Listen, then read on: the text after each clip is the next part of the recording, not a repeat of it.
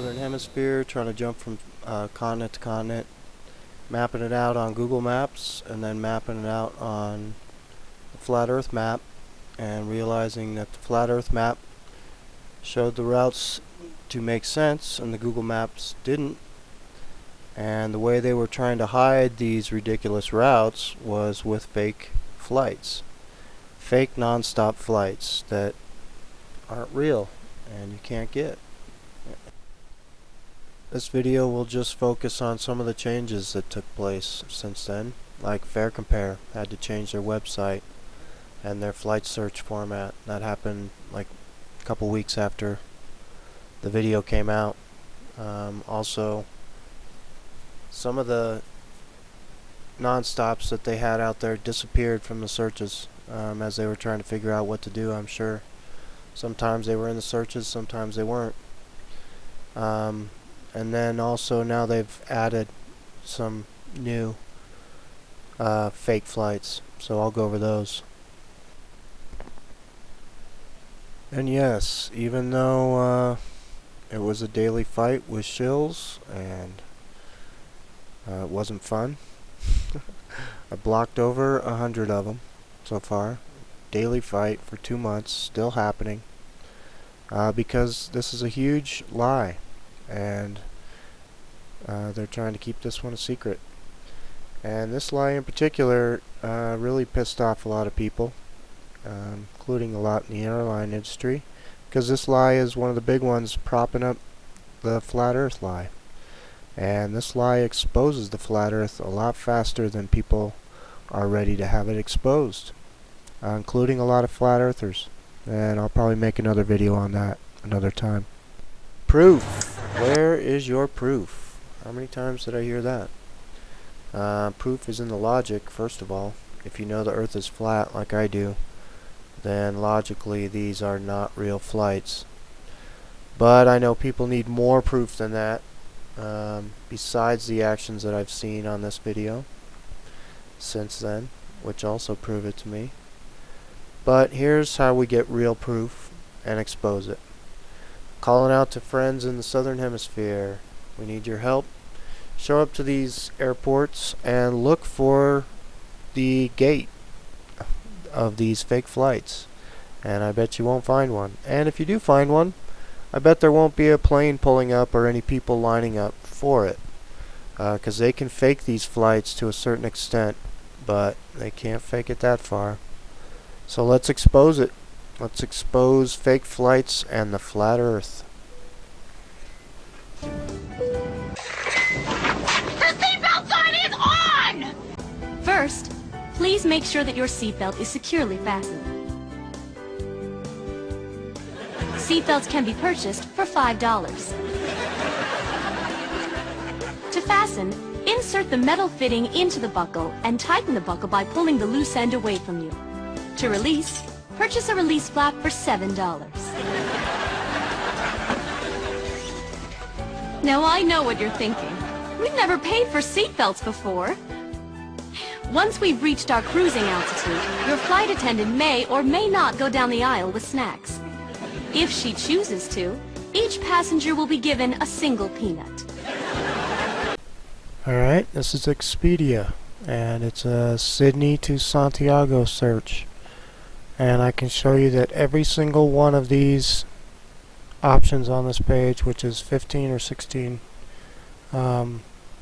is fake. So we know this one is fake. This one is the non-stop from Sydney to Santiago, Qantas 27. Sometimes it shows up in the search, sometimes it doesn't. This one is fake. It used to only be available 3 days a week. Now it's available, I think, 4 days a week, or so it says, but this one is fake. 12 hours and 40 minutes for that flight. Nope. You'd think after all these years someone would listen to you. Oh, well, airport management, the FAA, and the airlines. Oh, cheats and liars. All right, let's get out of here.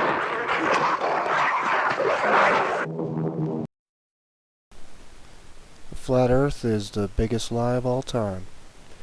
And they've kept it going for hundreds of years now. And the way they do that is with a lot of supporting lies. And one of the supporting lies has to be fake flights. And I can tell you right now that makes them nervous, because this exposes the flat Earth faster than they know it's about to be exposed. So how far would they go to make you believe that these non-stop flights are actually real? Well, this is how far they'll go. It was a colourful start for QF Flight 28 to Santiago, with Chilean dancers performing their national dance at Sydney Airport, giving passengers on the plane an exciting send-off for the 13-hour non-stop journey to this new Qantas destination. And guess who was there to meet them on arrival? Good morning.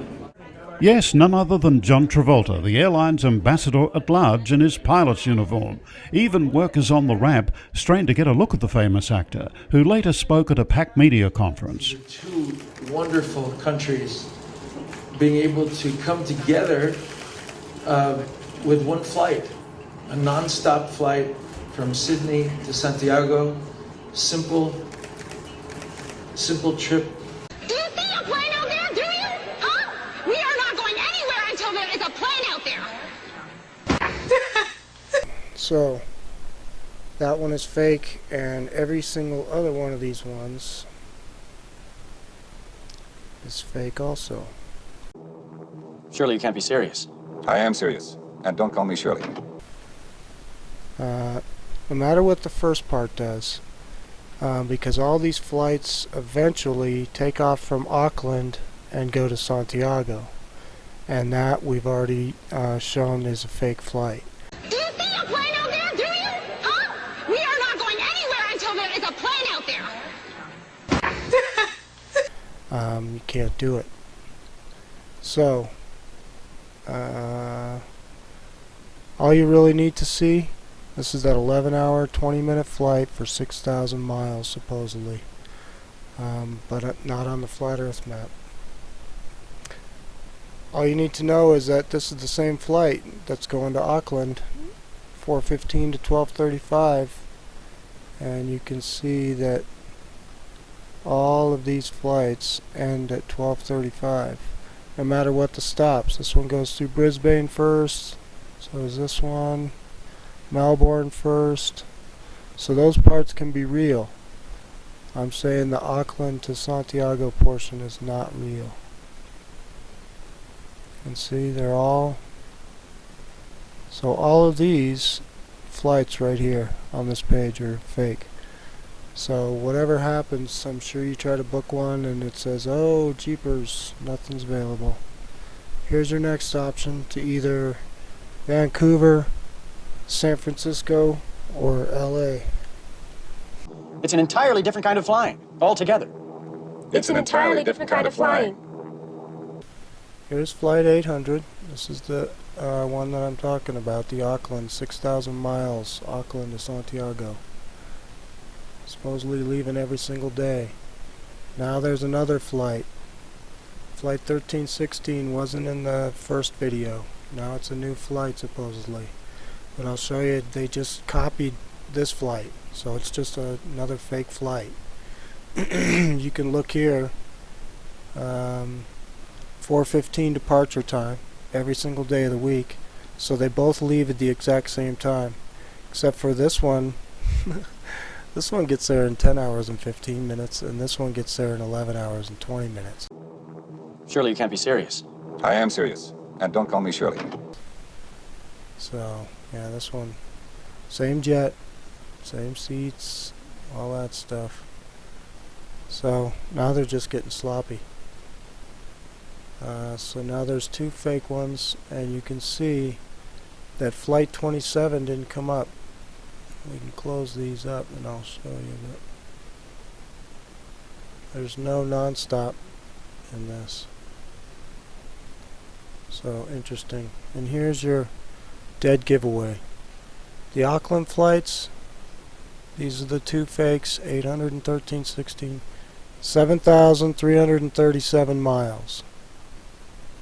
Your next options, double.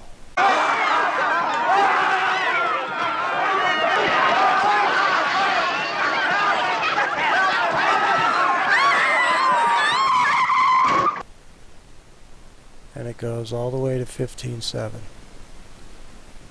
So you're either flying, there's one flight that takes you to San Francisco, then Houston, and then to Santiago. There's two different flights to LA that either take you to Atlanta or Houston and then Santiago. And then there is one flight to Vancouver, and then you have a couple of different options, but I can't take much more of this. Looks like I picked the wrong week to quit amphetamines. Shayna, they bought their tickets. They knew what they were getting into. The last time the flight is delayed. alright, here we are, Johannesburg to Perth. And I've opened up all the real flights. But we'll go over the fake ones. This one is real to Singapore. And here's the flat earth map that I used to map out the Johannesburg to Perth flights. And this flight right here from Johannesburg to Singapore to Perth, almost a straight line, and it's 7,800 miles. So that's where I'm getting that 5161 cannot be a real flight. Also, all these Sydney flights are fake. They disappeared from the search altogether the other day, but they're back today. It's almost a straight shot on the flat earth map from Johannesburg to Singapore to Perth. And this is 7,803 miles. So it's close to 8,000 miles, not 5,161. So this flight right here, 280, South African Airlines, is a fake. And that was in the first video. Do you see a plane out there? Do you? Huh? We are not going anywhere until there is a plane out there.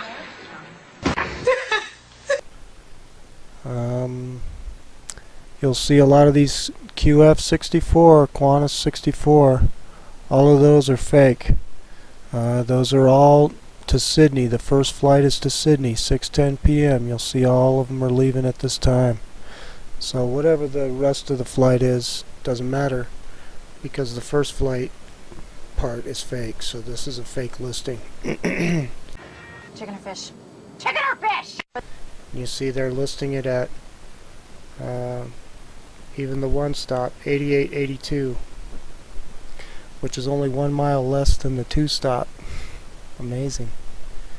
But yeah, this flight to Dubai, real, and that is 9,597 miles. Johannesburg, Dubai, Perth.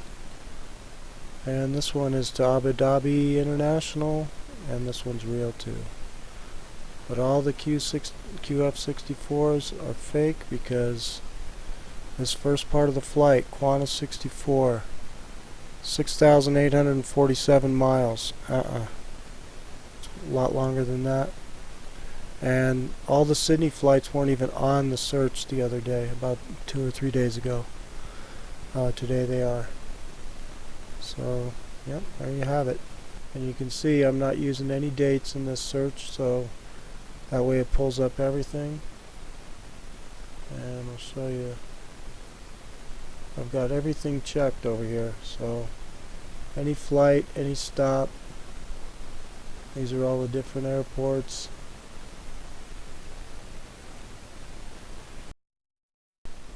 Alright, well, thanks for tuning in, and cheers to all the new subscribers. Welcome aboard. I kind of took a break there for a while. Chalked that up to partially summer finally hitting where I live, and also being a little overwhelmed by one video I made in particular. And now I must be a glutton for punishment making another, but along those lines, I'm not going to argue about anything really.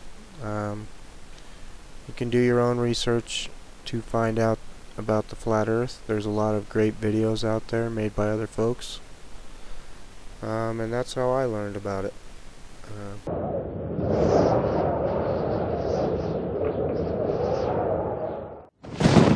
When I first heard this flat Earth subject, I dismissed it without even giving it a second thought. But more recently, at the beginning of 2015, I ran across a few flat Earth videos again, and while looking into the fake moon photos circulating around, I saw that people were claiming that the images from Earth from space were fake as well. Pretty soon the flat Earth subject became viral online, and after looking at the Apollo missions one night and coming to the conclusion that they were nothing more than a huge con game, it jarred my memory about something.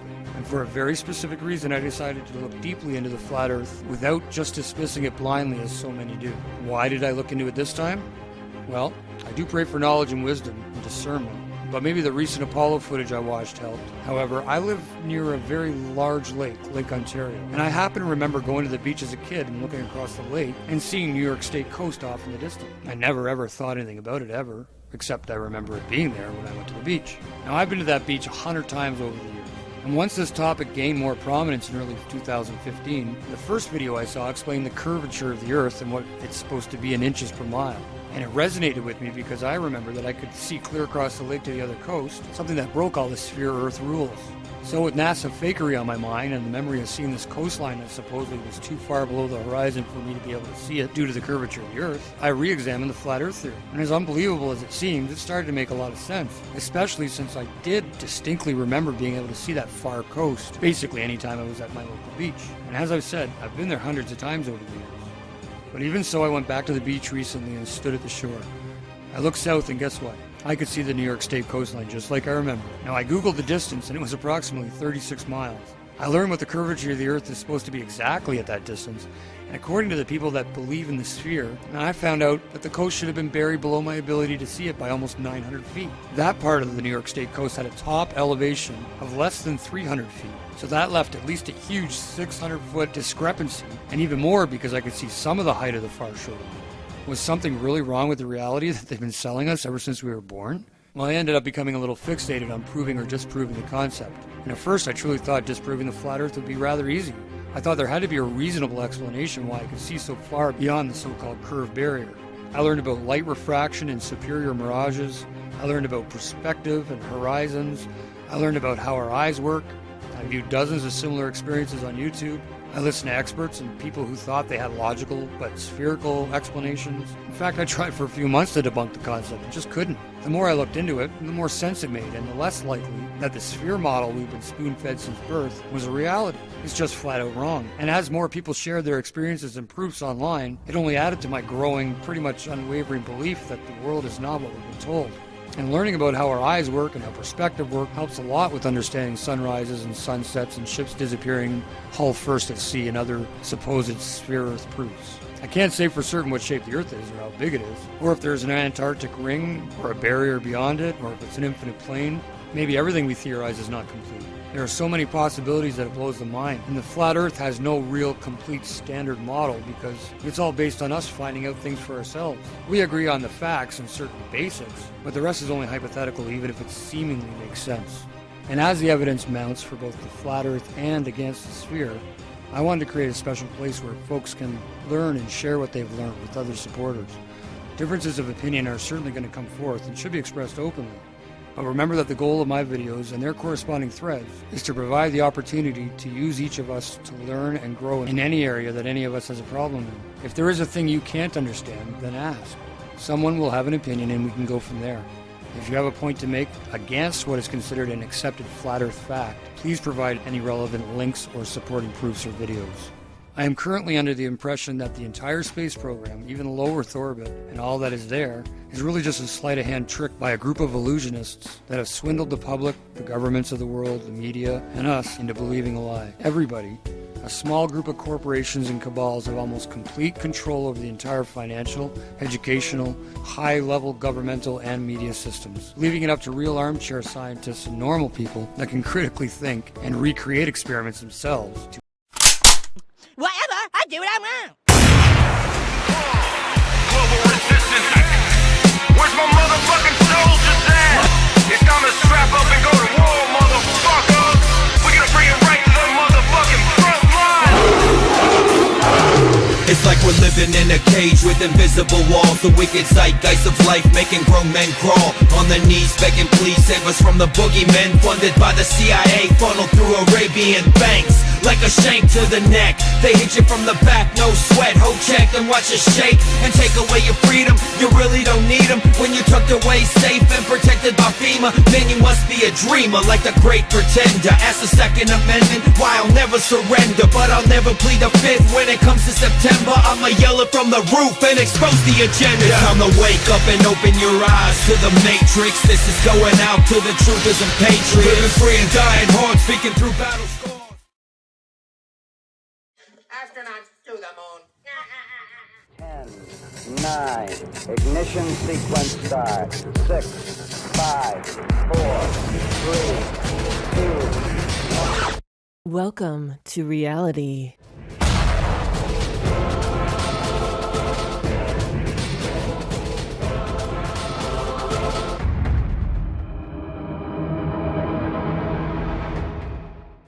What's going on, everyone? It's Jaronism, back with another video for you today.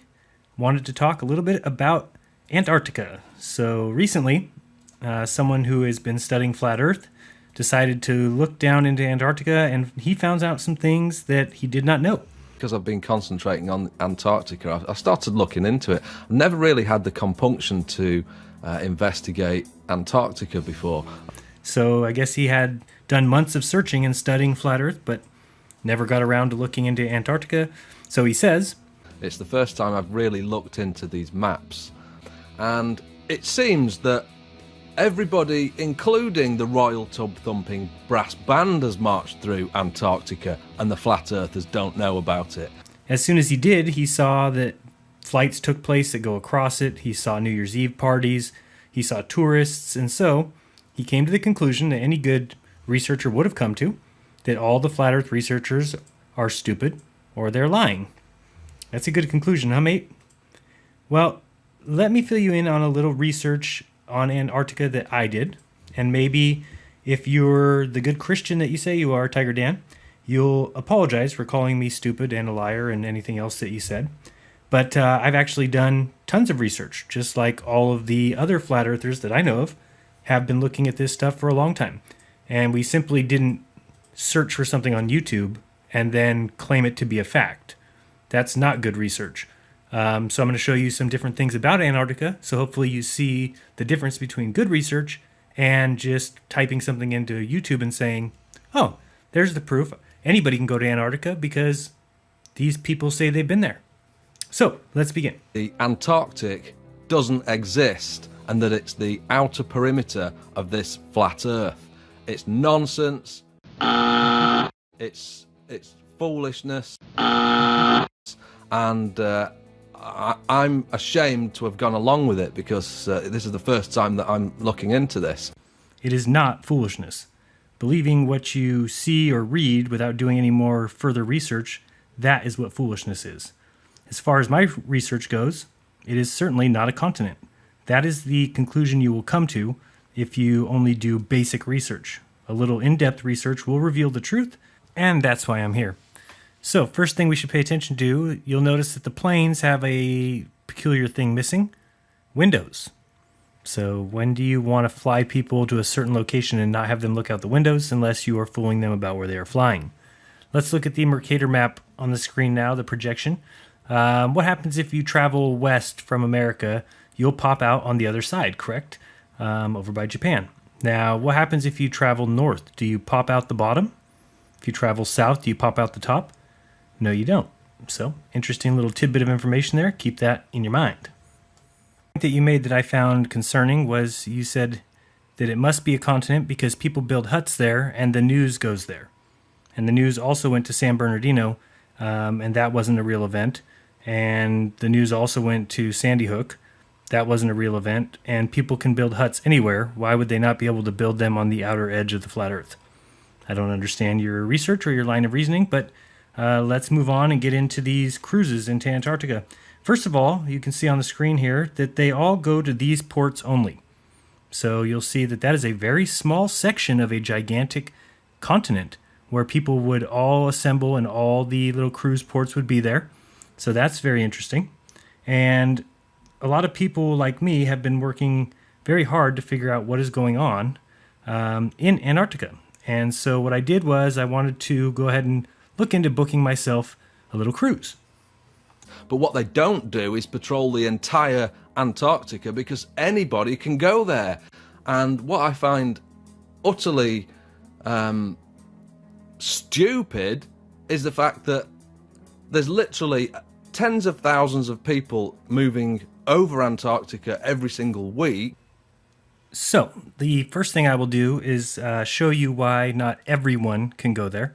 And the second thing is, I don't usually call people liars, so I'm just going to ask for your evidence in claiming that tens of thousands of people fly across Antarctica every week. That's what you said. So, show me the proof of flying across Antarctica. If you look up any flight charts, they don't fly across the continent at all. So, show your evidence on that one. On the screen now, you'll see why not everyone can go to Antarctica. Because not everyone has between $40,000 and $75,000 for a 5 or 6 day trip. So, I'm on this site. It's called polarcruises.com. I'm looking at all their little deals, and it looks like a scam to me because you don't need that kind of money for a trip to Antarctica. So anybody charging you $45,000 to $75,000 for a 5 day trip where you're staying in a tent and peeing in a bucket, there's a problem there. So I also looked up and tried to find out how many people fit on one of these planes, and they usually have 66 people on the plane. And if you multiply that by the ticket price of $40,000, you get about $3 million. So this is where I start to smell scam. To make that kind of money is not necessary on upcharging that much. So the first thing I did was run the site through Whoisology. Really cool site if you're looking for the owner of a site or IP information, registrar information. And when I found it, I got some other interesting news. He owns over 150 other related domains besides polarcruises.com. In fact, look at all these. This travel agency or scam center have all the Antarctic and Arctic trips in their hands. You must go through them. So that was just more fuel to my fire. Sites like penguincruise.com, Antarctica Cruise, Antarctica Tour, Antarctica Trip, Polar Bear Cruises, Antarctic Voyage, Antarctic Journey, Antarctica Journeys, Arctic Voyages, Antarctic Tour, Antarctic Vacations with a hyphen, Antarctic Trip, Antarctic Adventures, Antarctica Cruise. So, as you can see, he definitely has the corner on the market. Next up was to find out, are they even in business, or is it an all-out scam? So I searched for reviews on other sites. Obviously not their own site where they could make whatever review they want, but on other sites. First review I find is the review right here. Polar Cruises reviews. Maybe this is too late to help you, but here's our experience with Polar Cruises. They were very helpful at the beginning when we first called about a cruise. They told us there was only one cabin left on the cruise that we were interested in, and that there was a waiting list for it, which upon looking back doesn't make sense. Why sell it to us if there's a waiting list already? But we went ahead, paid the deposit, and wired the balance. 15 days before departure of the cruise, an unexpected medical issue emerged and we couldn't make the cruise. We had no trip cancellation insurance, big mistake, and immediately called Polar Cruises. After some delay, Polar Cruises told us that Oceanwide Expeditions, the ship's operator, would allow a name change for the cabin, that is, find someone else to take the cabin, but we had just 24 hours to do this, and that if we couldn't find anyone, to call them immediately to cancel our booking, but with zero refund. We asked if they could help us, given the extensive contacts they have, but they didn't even reply to this appeal and did absolutely nothing to help. We then called Oceanwide Expeditions and said 24 hours was too little and to do anything. After this call, Polar Cruises then informed us that we had a few more days to do the name change. One question that still remains is why Polar Cruises had given us a 24-hour deadline if we were not going to get any refund from Polar Cruises or Oceanwide anyway. In sum, our experience with Polar Cruises was not a good one, and I would never recommend them. So, you're talking about probably the theft of $25,000. Just a guess right there. Who knows how much the trip was for? Could have been $70,000, could have been $10,000. I don't know, but I was on the right track. There's a problem with taking a cruise down in Antarctica. Now, I hope you are ready for this story to get a little bit juicy. Thanks for holding on so far, because it's about to get real interesting. So, in looking at the page here that lists the employees, I'd already looked up Jim, couldn't find anything. He's the one who owns all the domains. I looked up Sharon, couldn't find much. Again, both Jim and Sharon have very non-unique names. But Chuck and his wife, Lynn, were easy to find. Here you're looking at Chuck Cross.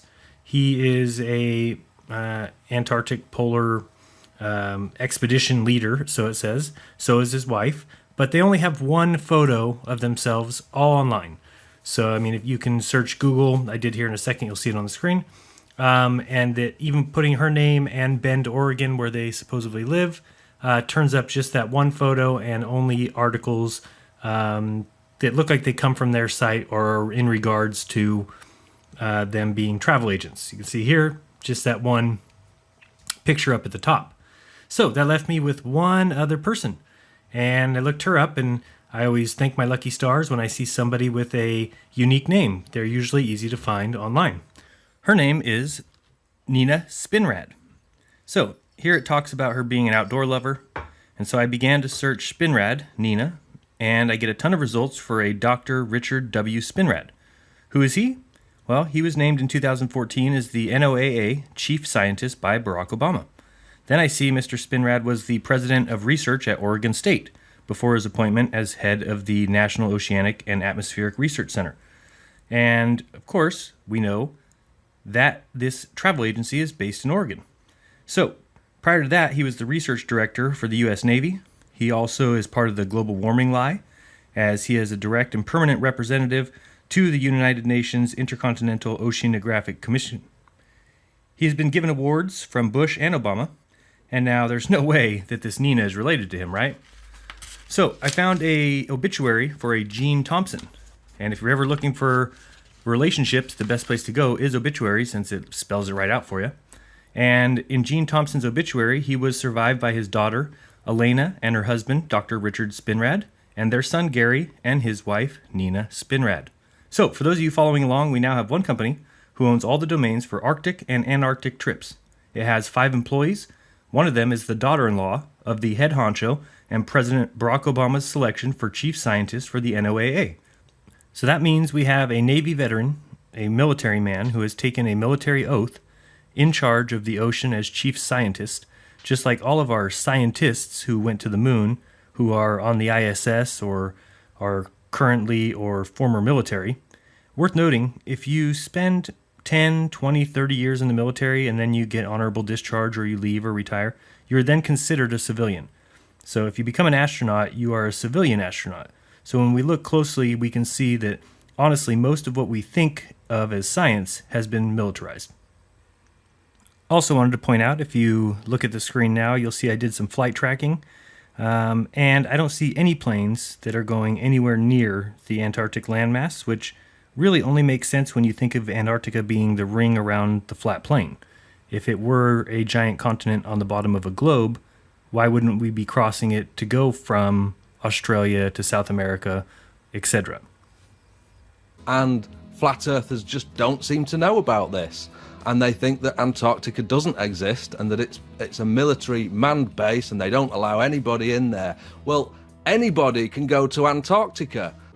And the one good thing that's come out of me investigating this is the fact that it's exposed a lot of these flat earth liars, and they don't go out there patrolling all round Antarctica. That's just stupid. And the most stupid thing of all is that some of these flat earthers think that Antarctica doesn't exist. I just don't get how dumb flat earthers are. I mean, you have a simple choice. Either Earth is spinning 1,000 miles per hour, or it's not. Either it travels 21 million miles a day, or 0. Stars are either trillions of miles away, or they're lights in the sky. All that HD footage confirms NASA's in space doing great things, or they're just stealing our money. It's really sad that these guys are so intellectually stupid that they believe their own eyes. I mean, their own senses. Not me. I know where truth lies. It lies in the textbooks, provided and written by Freemason Jesuits who want a better life for me and my family. They want me to give them a run for their money, to challenge them and beat them in this game of life. Thank non-God for science. So, I wanted to talk a quick minute about GPS, and sorry for my scribbles, but hopefully this will help you understand a little better. If the map on the left was the correct map, and we needed people to think that they are on a globe, then you would put ground-based tracking everywhere. So let's call that those red sticks on the map on the left. Then, when someone stands, say, at the 3 dots in South America, then it would coincide with our GPS, or Global Positioning System, which would be the 3 dots on the right. We could just say that those 3 dots were being tracked by big metal satellites orbiting above your head, when in actuality they were ground-based stations. Now, if someone thinks that they are going from, say, South America to Antarctica, on the right, they would actually be just doing the same thing as we see on the left. Same thing with Australia. Going from Australia to the South Pole would look the same way on the left as on the right. And as people fly around the world, the GPS simply tells them where they're going. So even though you're just doing a big circle, the GPS makes you think you're on a globe. So I did find some flights that leave Australia, head down, and they say they cross the South Pole, turn around, and return. So from the 3 places in Australia where these planes leave, all would take 12 hours according to the site, but all distances are 8,000 miles plus. If they were truly going to the 90-degree mark at the South Pole, well, 8,000 miles in 12 hours is 666 miles per hour, and the top speed of a 747 jet is 550 miles per hour. So this means you simply do not actually go to the 90-degree mark. Also, the plane has 366 seats with an average price of about $3,000. So $3,000 times 366 is well over $1 million. The plane uses 36,000 gallons per 10 hours of flight, so I'll even give them 60,000 gallons for their 12-hour flight, charging $2.50 a gallon, and that's the price of gas in California. That's $150,000. So off $1 million take, they spend $150,000 on gas. Pretty nice profit to fly in a circle. So, as you can see, problems with the globe are becoming too much for people to even ignore. Let's look back at the midnight sun now. This is a big issue. Based on current cosmology, if the Earth is a ball, then the North Pole and the South Pole have to be the complete same but opposite, when one is facing the sun versus when the other is facing the sun. For example, Norway gets all-day sun from April through August, and that's 400 miles from the 60-degree marker north. Well, if that's true, then if the Earth is a ball, the same areas opposite must be getting the same no sun in the south on the same days. Well, webcams will clearly show that it is quite a bit different in Antarctica than it is in the north. For instance, the north may get all-day sun, while the south is still getting a little bit of sun, when they should be getting nothing but darkness. I'll show some webcams to prove this point.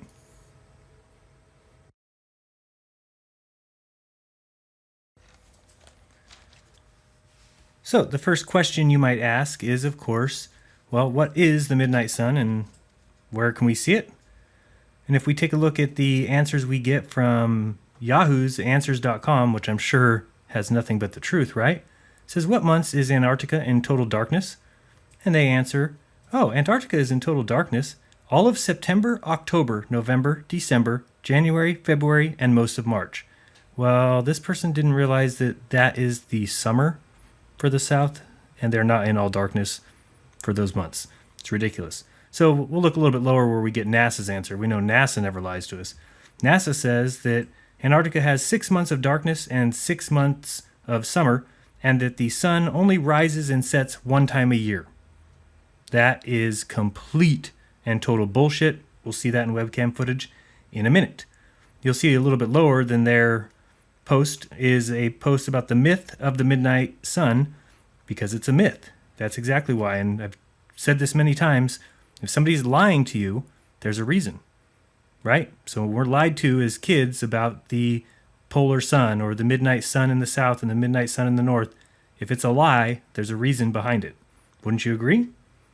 Now you'll see here there's a letter from somebody who works down at the Antarctic, and she's explaining when she gets to see the sun, and she says, of course, the same thing, that she sees 6 months of sun and 6 months of darkness.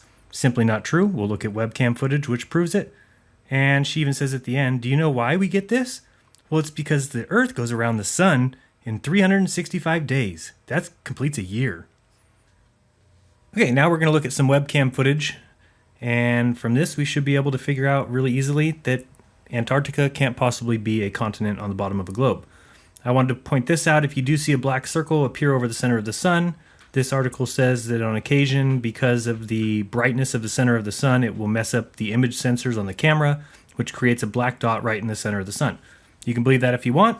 I'll leave that up to you. If somebody researches it, though, there's probably some good information that you could find as to why we are seeing a black dot in the middle of the sun when it crosses the view of the camera.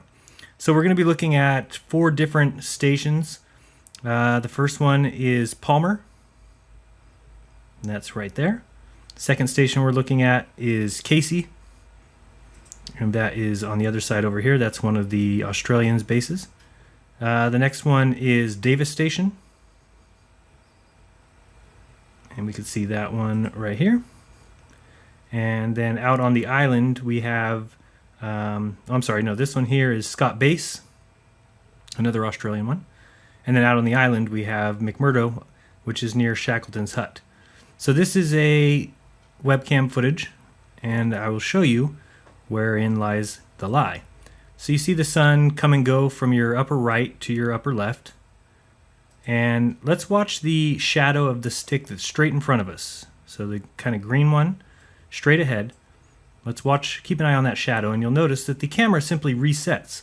So here comes the shadow towards us, but why don't we get to see the shadow go around? Notice that the shadow of the green flag is coming around, but we never see it go in front of the green flag. Why is that? Because the sun isn't going around the continent. If it was, we would see the sun go around, then it would be behind us. If the sun was behind us, the shadow of the green flag would be in front of it. But that never happens. What happens is the sun is coming in from the northeast, coming across the horizon and going off to the northwest. You can even watch the sky. If you watch the sky, you'll see it is circling northeast to northwest, not circling around us. Again, if it was going around us, we would see that flag pointing straight forward. You'll see that there's definitely an issue with what we're taught. One of the easiest ways to prove that also is the amount of time that it would get all day sun or all day night versus the North Pole. And we've got people who live near the North Pole in Norway, in Alaska, in Canada, and those people can tell us what they see. And what they see does not match the opposite down in Antarctica, meaning if in the North Pole they're getting 4 months of full sun, then at that exact time the South Pole should be getting 4 months of full no sun. Doesn't happen. At the most they get 6 weeks. So it simply means we don't live on a globe. Now you'll notice here that they start, when the sun starts getting really low, they'll actually blow a fog or a smoke or could be even snow. I don't even know what they're blowing. But you'll see if you look straight ahead that there's a blower that blows along the horizon. The reason for that is so that people who are down there don't get to see what the sun is actually doing, which is not circling their heads. Now, I will admit that for 6 weeks a year, Antarctica does get full sun. I've seen it on these webcam footages, but it is not, they don't have a view of the sun. So I know it doesn't make sense, and I fully admit that this is something that we need to research, because somehow when the sun leaves to the northwest and circles all the way on the other side of the Earth in its daily path, somehow it is remaining bright in Antarctica. Now, is that because of something in the atmosphere? Is it being some sort of reflection? Not sure. But it does prove 2 things. A, that it needs to be studied. B, that it's not a globe. Because if it was a globe, you would simply see the sun do a complete circle above your head. Now we can see this flag straight in front of us. Tell me why don't we see, where's the shadow of the flag at the, I don't know, what would you say, probably from 7 o'clock till midnight as far as a clock. We don't ever see the shadow there. See how the shadow starts at about 5 o'clock, or no, it's about 7 o'clock, and rotates counterclockwise. We see it come all the way up to about 1 and disappear every single time. That again comes down to, if they're lying to you, there's a reason. If things are real, you would have a 24-hour webcam. Think of the ISS. We don't get to see 24 hours of footage from space. Just like we don't get to see 24 hours of footage from Antarctica. But you can watch pandas for 24 hours. Or you can watch the grave of Andy Warhol. And so what I'm saying, as I've said a million times, is use your head. Why wouldn't they show you 24-hour footage from Antarctica? It's because it doesn't match what's in textbooks, because it's not true what's in textbooks, because it is not a continent on the bottom of a big ball, mostly because you can't live on a ball. There's a lot going for the flat Earth, yeah, absolutely. There's an awful lot going for it, because I've analysed every facet and detail of the flat Earth, with the exception of Antarctica, which I'm looking into now and finding out that everybody has marched through that place. By everyone, what exactly do you mean? Like, everyone has been to Antarctica? Because it gets about 40,000 visitors a year, which I think is an extremely high number. But let's say they do get that many. Take that over the 7 billion people in the world. And the percentage of people that go to Antarctica is 0.0000058%. So you're right. Everyone has marched through that place.